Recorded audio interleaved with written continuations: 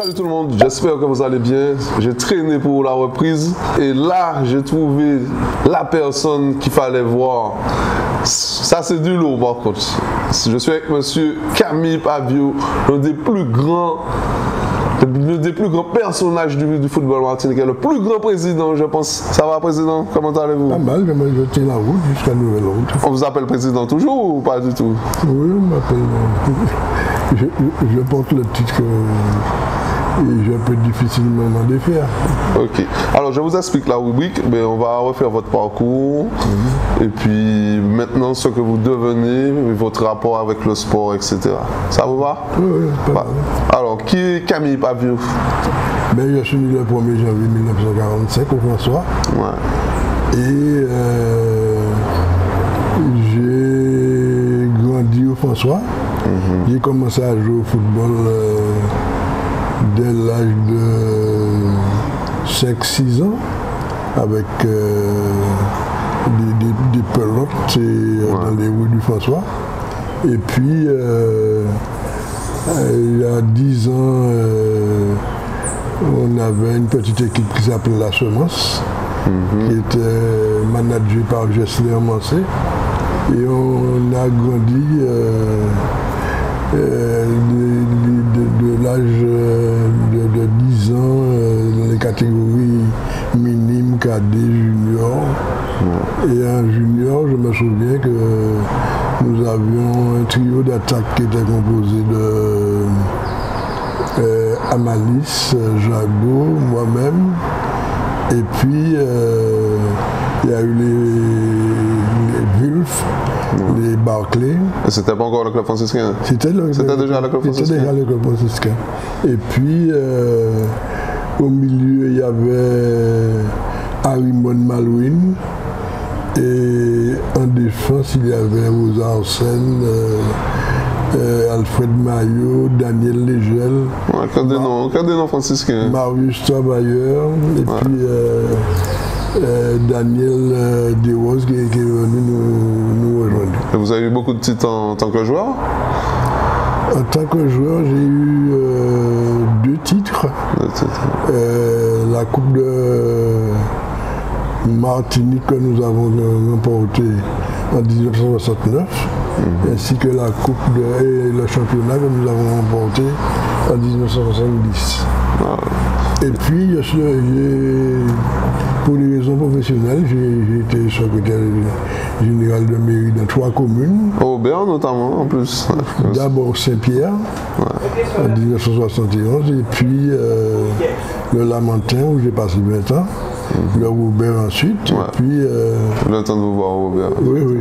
Et puis j'ai raccroché en 2005. Et puis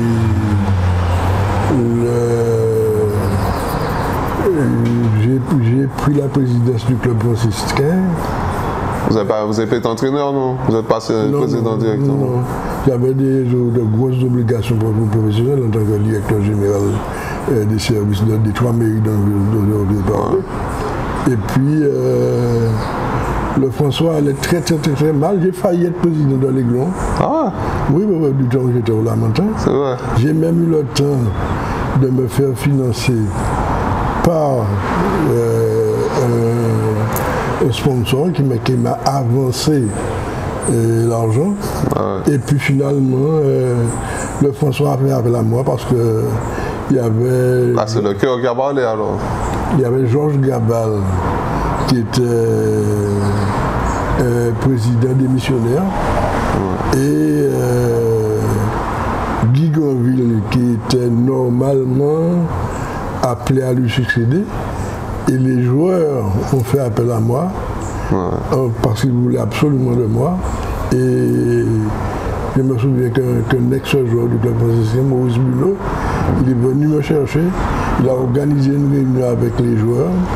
Chez lui, j'ai été convié. Et très exactement le 6 septembre 1990, alors il y a eu un premier tour où ils ont refoulé la candidature de Guy Granville J'avais simplement eu le temps de payer mes cotisations. Mais je n'avais pratiquement personne à ma connaissance avec moi. Et puis, au deuxième tour, les joueurs du club franciscain de l'époque, ils se sont mis debout, ils m'ont dit n'aie pas peur, tu passes. Et effectivement, j'ai été brillamment élu, mais au comité du club franciscain de l'époque, je n'avais que 2 autres partisans avec moi. Mais quand tu deviens président à ce moment-là, tu te dis quoi? Tu as quoi comme objectif pour le club franciscain? J'étais... Tu étais quand même ambitieux. Ah oui, mais si j'ai accepté, c'est que j'avais mon plan de travail et puis j'ai attendu 1993 pour remporter mon premier titre de champion de Martinique.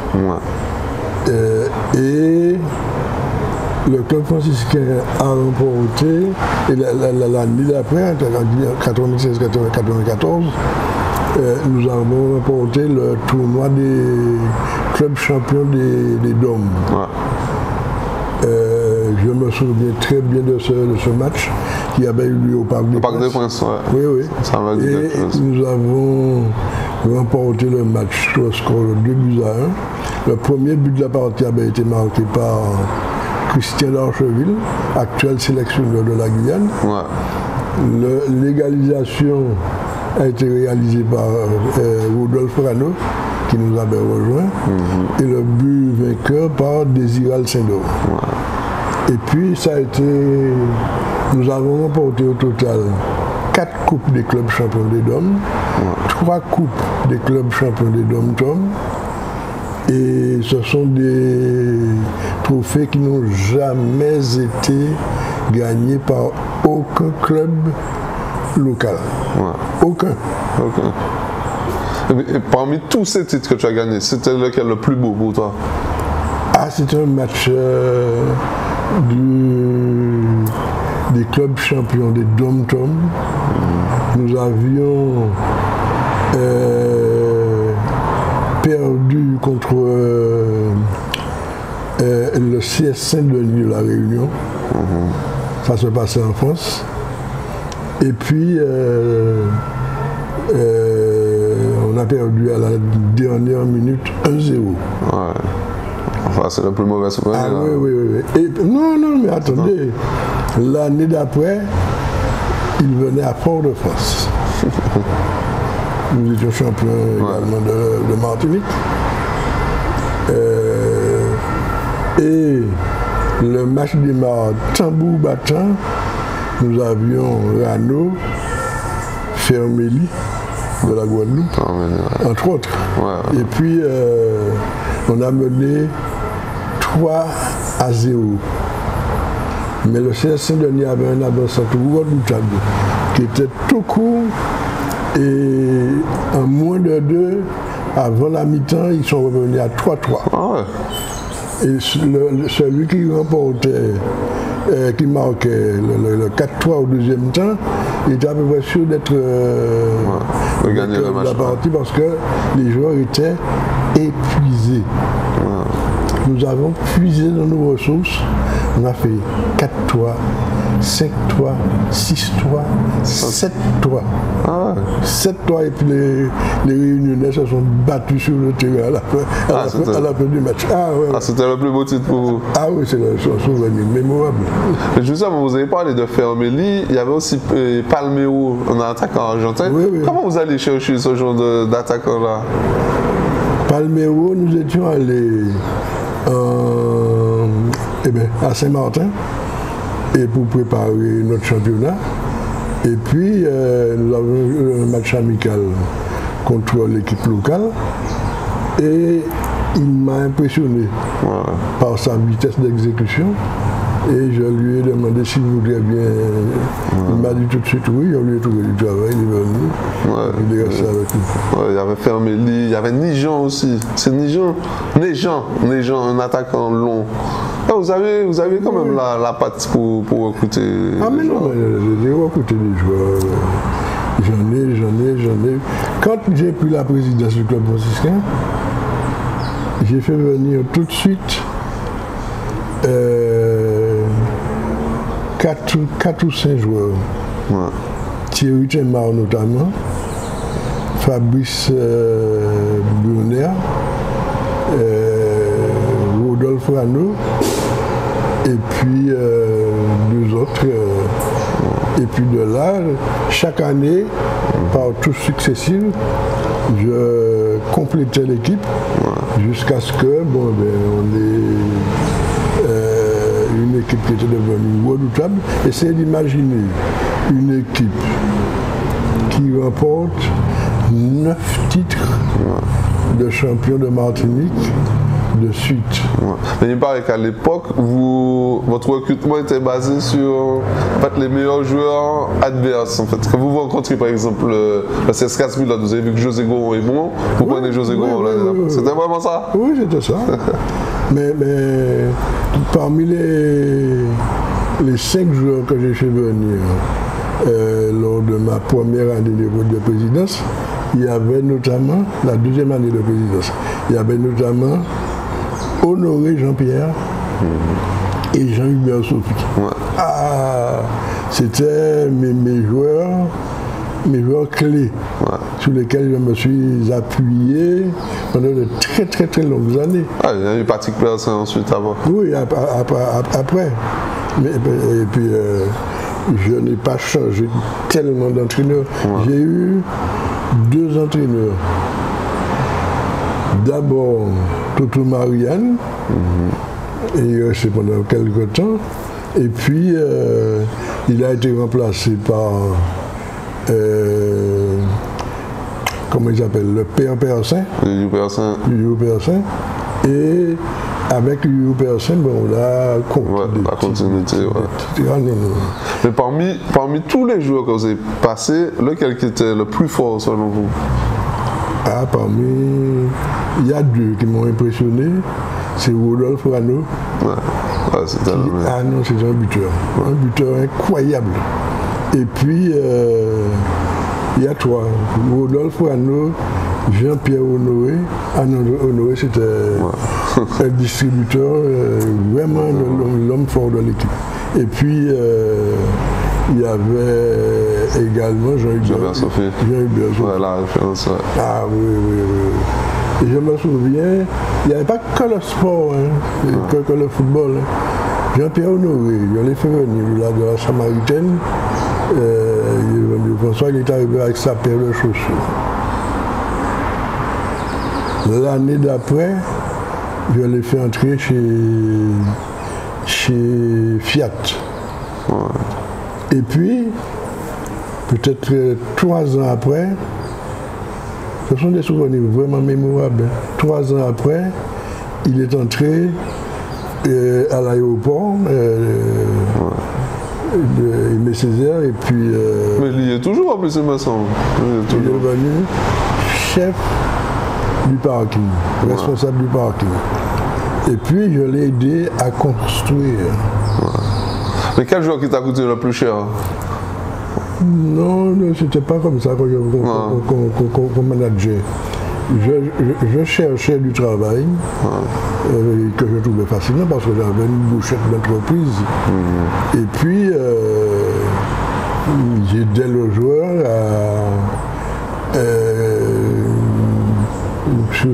sur le plan économique et professionnel, je l'aidais à se forger son avenir. Donc, mais quant à débourser pour... non, je ne déboursais pas. On m'a raconté une histoire le remplaçant le plus cher. Tu sais, c'était qui le remplaçant le plus cher? Fabrice Wiperné. Il faisait Saint-Pierre, Fort-de-France. Saint-Pierre, François pour venir à l'entraînement. Il n'y restait que 2 saisons avec nous. Ouais, il y avait plus fort que lui. À l'époque, il était remplaçant, mais il paraît que c'était lui le remplaçant le plus cher. Non, cher, non. C'était compliqué parce qu'il fallait qu'il sorte de Saint-Pierre pour venir au François à l'entraînement. Il arrivait à venir quand même 3 fois par semaine et bien entendu, je l'aidais. C'est normal. C'est peut-être pour ça qu'on a dit que c'était le remplaçant. Ouais, j'ai tellement d'anecdotes, j'ai vraiment beaucoup d'anecdotes. On m'a raconté aussi que les joueurs, ils faisaient exprès pour qu'à la mi-temps il y ait match nul pour pouvoir augmenter la prime. Non, c'est pas vrai. Non. J'ai négocié la prime de match avant. Et puis, on s'entendait. C'était surtout Patrick Persson qui était chargé de ce rôle-là. Patrick, effectivement. Et puis, non. On pouvait augmenter si le match était plus difficile que prévu. Mais quant à dire que les joueurs faisaient exprès, non, un joueur de football ne fait pas exprès comme ça. Un joueur de football, ce qui l'intéresse, c'est la victoire. Et puis, il sait que derrière la victoire, il y aura une récompense. Mais exprès, non. Mais tu suis quand même le club franciscain toujours. Tu as vu qu'ils arrivent quand même loin en Coupe de France. Non, le club franciscain me déçoit. Ah ouais. Me déçoit parce qu'ils ont un effectif qui vraiment devrait leur permettre d'être à la tête du football martiniquais jusqu'à présent. Or, que ce soit en Coupe de France, en championnat, notamment, les matchs les plus importants, ils calent. Effectivement. Mais dernièrement, ils sont allés jouer contre Angers, en Ligue 1. Non, mais je suis d'accord avec tout ça, mais ça c'est des coups. Mais si vous voulez, nous avions une logique de l'époque. À l'époque, nous avions une logique de résultat. Et le club ne perdait pas plus qu'un match, 2 matchs sur une saison. Ouais, mais après, les adversaires n'étaient pas aussi bien armés aussi à l'époque. Oui, ils étaient armés. Hein. Les Glons de l'époque, c'était une équipe redoutable. La Samaritaine de l'époque, c'était déjà une équipe redoutable. Mais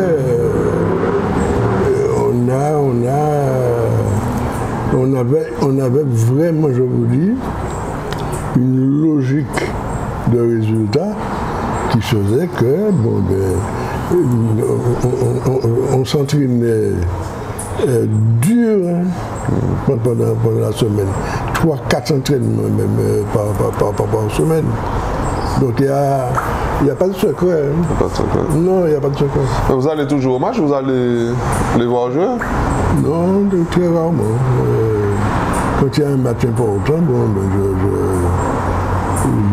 le président m'appelle, avec qui j'ai de très bonnes relations, il m'appelle et il me réserve des invitations et puis j'y vais. Mais le niveau du football n'est pas...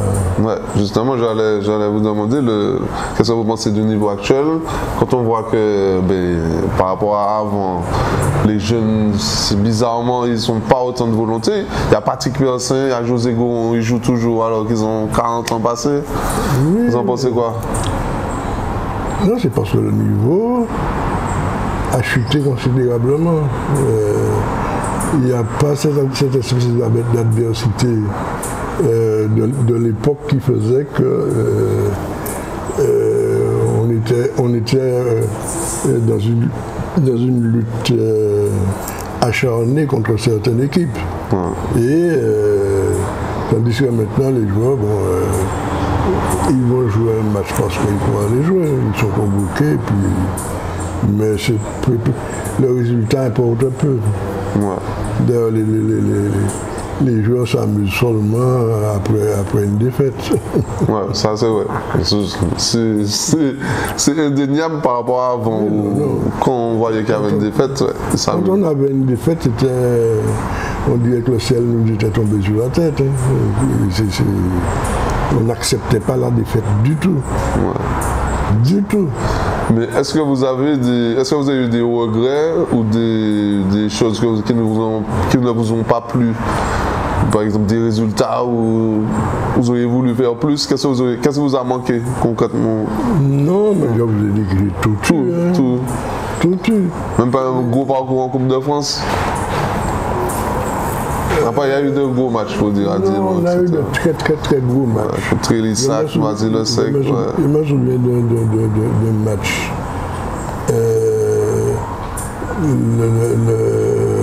C'était contre le 16 Vauclinois. Me semble-t-il, c'était en 1900. Non, c'était en 2010. 2010 ou 2009. Et en finale locale de la Coupe de France, le match est joué au stade de Dillon. On a rempli le stade. Ouais. Rempli le stade. Et je me souviens de la quote-part de recettes qu'on avait eue, c'était 300 000 francs. 300 000 francs? Écoute, c'est pas de la blague. Hein. Ah. Et le match retour, on l'avait joué également, pas le match retour, le tour suivant, c'était le 7e tour, on l'avait joué également à Fort-de-France. Oh. Le stade était encore plus rempli.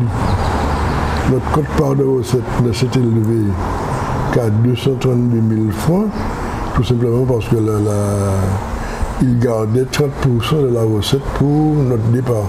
Ouais. Mais ça c'est des recettes, des souvenirs mémorables. Ouais. Mais maintenant les gens ne vont plus au match. Est-ce que vous pensez que c'est par rapport à la qualité du jeu ou c'est dû à quoi? Indéniablement, le niveau a tellement chuté que les gens ne prennent plus de plaisir à se déplacer et préfèrent rester devant le poste de télé où il y a du football en permanence. Il faudrait faire quoi pour faire le niveau monter? Il faudrait réfléchir, constituer un groupe de travail et poser les vraies questions. L'entraînement,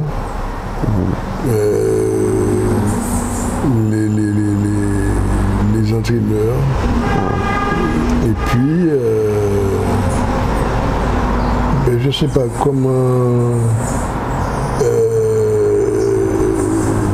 dire ça, mais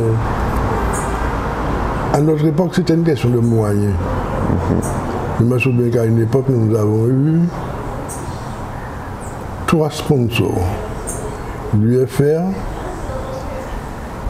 Caraïbes Moteur, et puis il y avait un 3e. Eh bien, j'avais de quoi financer tous les besoins de l'équipe. La veille de chaque match, de chaque gros match, on se réunissait, on allait dans un hôtel, les joueurs étaient ensemble, dormaient ensemble, et puis c'était le meilleur moyen de préparer son match. Mais aujourd'hui, ils ont peut-être plus de moyens que vous à l'époque. Non, pas du tout. Non? Non. Vous avez plus de moyens à l'époque? Beaucoup plus. Ah? Ah oui, c'est ça qui fait défaut, justement.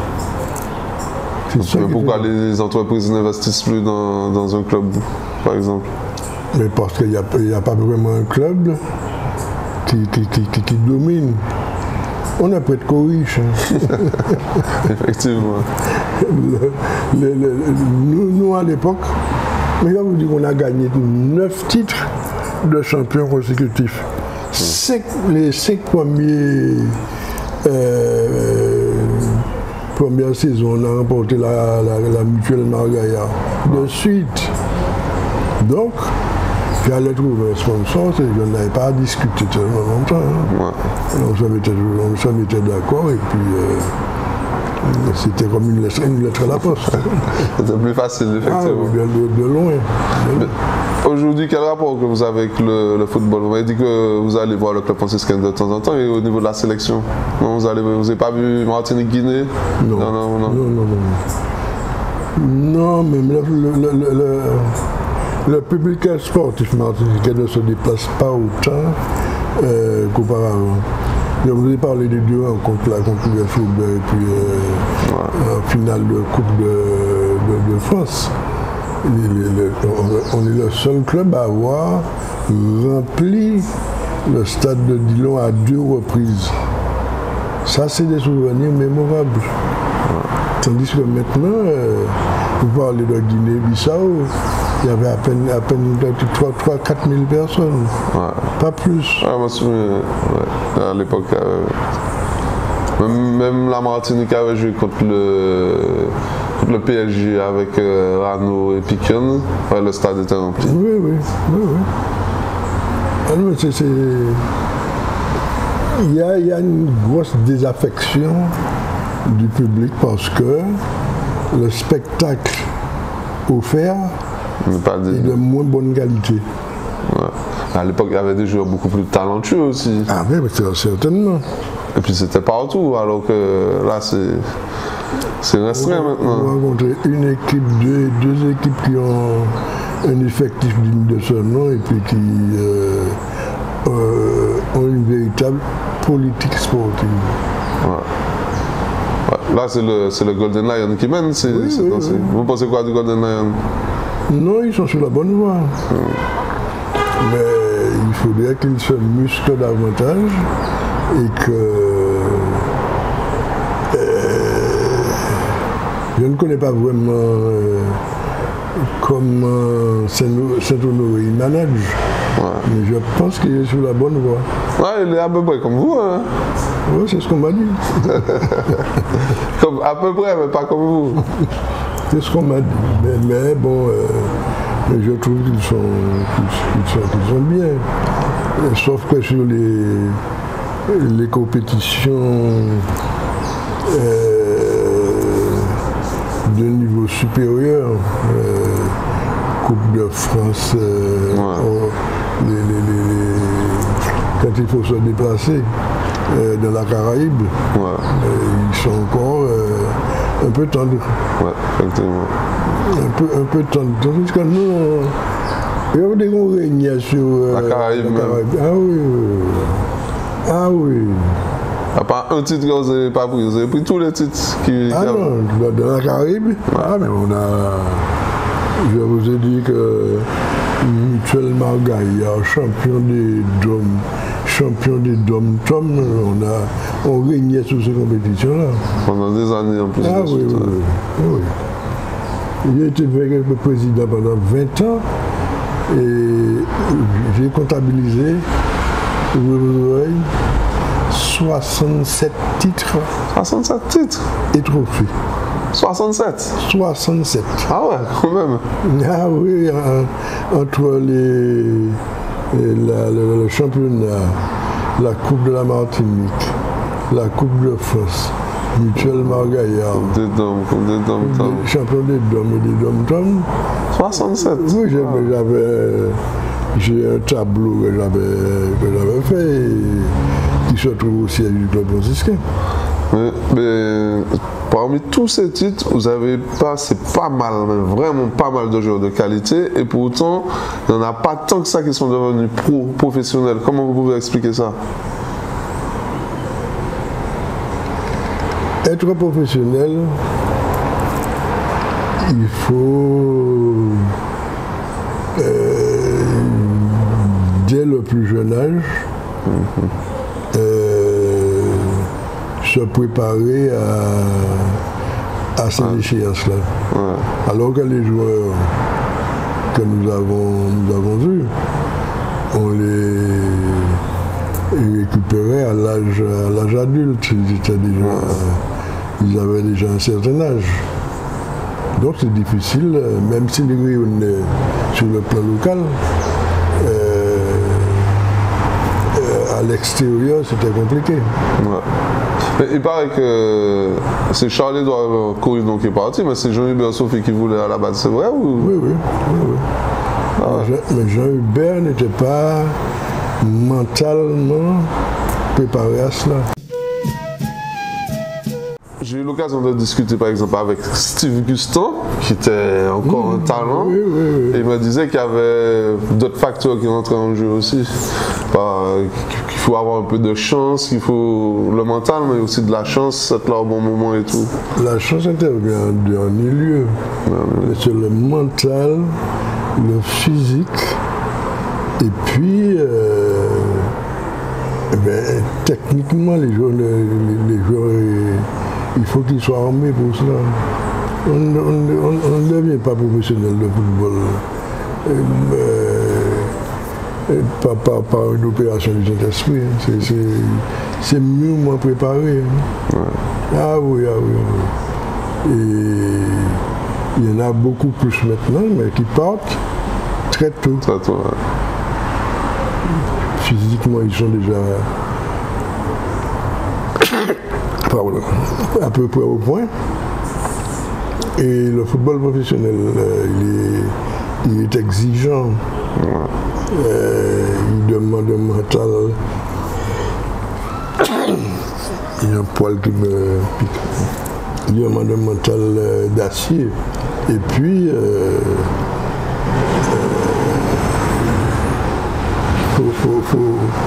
faut accepter le rythme des entraînements.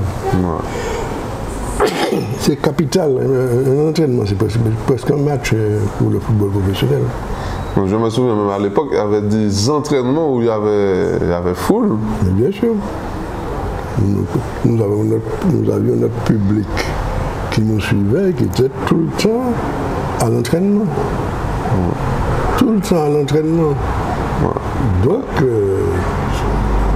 le joueur se sentait épaulé, suivi, et ça lui donnait davantage l'envie d'augmenter ses performances. Ouais, c'est Patrick qui me disait qu'il y a des fois même le dernier entraînement du jeudi était plus dur que le match du samedi. Oui. Parce qu'il fallait coûte que coûte se trouver dans la liste des 16. On était quelquefois 22, 24 joueurs. C'était pas donné. Pendant ces 20 ans, vous avez passé quand même pas mal de générations. Laquelle qui était plus forte pour vous? La génération Honoré Sophie ou la génération d'après avec Guston, Persin, tout ça? Non, la génération Honoré Sophie, c'est la base des performances du club franciscain. Et chaque saison, par tout successif, on ajoutait. Et parmi eux, il y a bien évidemment Patrick Persin qui a pris le flambeau par la suite. Hein. Oui, il a pris le flambeau. Il y a Rano, et ainsi de suite. Mais bon, on avait une base. Théma en défense, Chilan comme stopper. Et puis,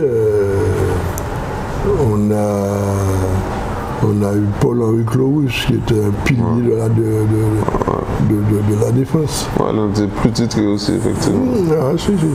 Mais non, mais le club franciscain à l'époque, je vous dis que c'était une véritable machine. Et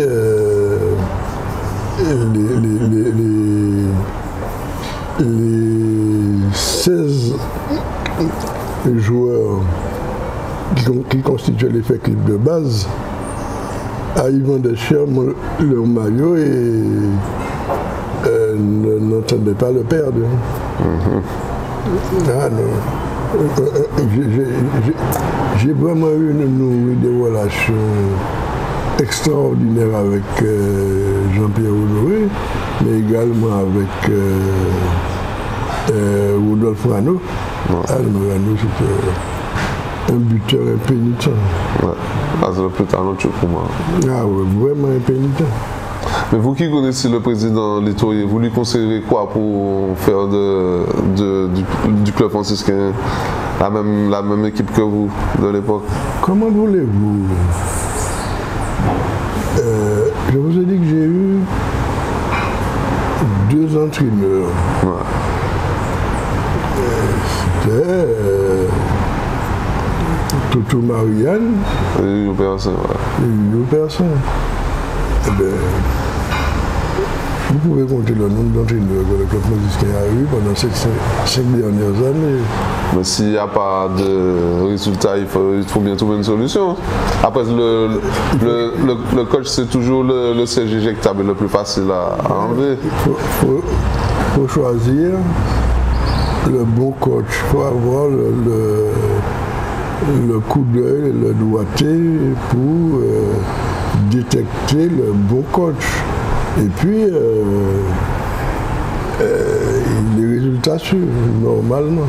Ouais. Donc pour vous, c'est une histoire de stabilité? Oui, oui, absolument. Ouais. Je comprends, effectivement. Le club franciscain durant ces dernières années, prenez le cas d'un joueur comme Dondon. Dondon est arrivé au François. Il n'a même pas fait 2 saisons. Il est déjà à l'Aiglon. Ouais, il a fait 2 ou 3 saisons, je sais plus. Non, 2 saisons. 2 saisons. Il est déjà à l'Aiglon, il est parti à l'Aiglon. À l'Aiglon. Prenez le cas d'un joueur qui a commencé sa carrière à Rivière-Salée, mais je l'ai repéré, il est venu au François. Yenafa. Ouais. Yenafa, c'est un libéraux de poids, mais il n'y a pas de constance. Je me demande pourquoi on ne fait pas de l'INAFA. Jusqu'à présent, il est au club franciscain. Ouais. Un des piliers de la défense du club franciscain. On organise, c'est ce qu'on avait fait à l'époque. La défense était organisée autour de Chilan Temar. Ouais. Non, il y a les défenseurs. Ouais, il n'a pas encore joué cette saison, il n'a pas. Même. Et c'est une question de stabilité. Ouais. Effectivement. Mais à l'époque, quand même, vous aviez l'œil pour repérer les joueurs. Ah, mais je ne crois pas que j'ai manqué un match. J'allais à tous les matchs. Tous les matchs? Ah oui, j'assistais à mes matchs sur le banc de touche. Ouais. Bon, c'est là que vous repérez les futurs joueurs? Oui, les bons joueurs, et les joueurs qui nous ont compliqué la tâche. Et je les faisais venir au club franciscain. Ah, ouais, Xavier Bullet aussi, effectivement, il est venu avec vous. Ouais, il y a eu pas mal de joueurs comme ça. Vous avez recruté. Pascal Lina. Ouais, Pascal Lina aussi. Non, mais il y en a plein. Et Ferméli, je suis allé le chercher en Guadeloupe. Ouais, il était vraiment bon celui-là aussi. Oui. Ah, vous avez quand même l'œil. Bon, pour finir, qu'est-ce que vous dites à tout le monde? Que devient Camille Pavio? Camille Pavio vit une vie post-sportive, tranquille. Il est à l'écoute des résultats de la Martinique en général, de son club en particulier, du club franciscain. Même si je ne peux pas m'enfermer dans les souvenirs, parce que ça serait malsain pour moi. Mais c'est vrai que je garde une certaine nostalgie de nos résultats de l'époque. C'est sûr. Et je pense toujours que le club franciscain réussira à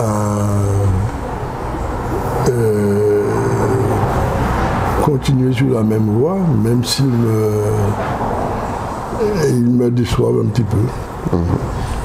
Vous avez déjà dit ça au président non? Vous avez dit ça au président Létoyer qui vous déçoit? Non, il m'appelle, il me dit que je ne lui parle pas. Je ne lui parle pas durement. Mais je pense avoir une discussion assez franche. Oui, avec lui pour que je discuterai un peu pied à pied avec lui, je lui donnerai mon opinion. Ouais. Bah après, il n'y a pas si longtemps, ils gagnaient, ils étaient champions. C'est depuis le Covid où la Samaritaine a gagné que voilà, mais il n'y a pas si longtemps, ils gagnaient. Oui, mais ça. Non. Il reste trop longtemps sans gagner la titre. Oui, les résultats sont dans le si.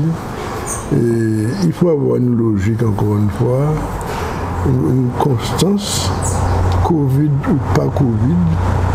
Tout le monde a été touché par le Covid. Ouais. Il faut se prémunir contre ça. Ouais. Et puis, le Covid, c'est un prétexte. Demain matin, il va être dur, ça, c'est à cause de l'Ukraine. Effectivement. Et niveau santé, vous allez bien? Le président est en pleine forme? Non, ça va. J'ai eu quelques interventions chirurgicales dont je me suis remis.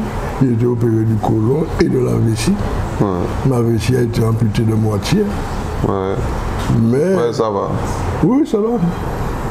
Essayez d'imaginer que je bois toujours la même quantité d'eau, 2 litres d'eau par jour. Et ma vessie est amputée de moitié. Ah ouais. Donc je vais uriner très souvent. Ouais. Mais ce n'est pas une gêne. Je m'organise pour me coucher le plus tardivement le soir, 23h, même 23h30.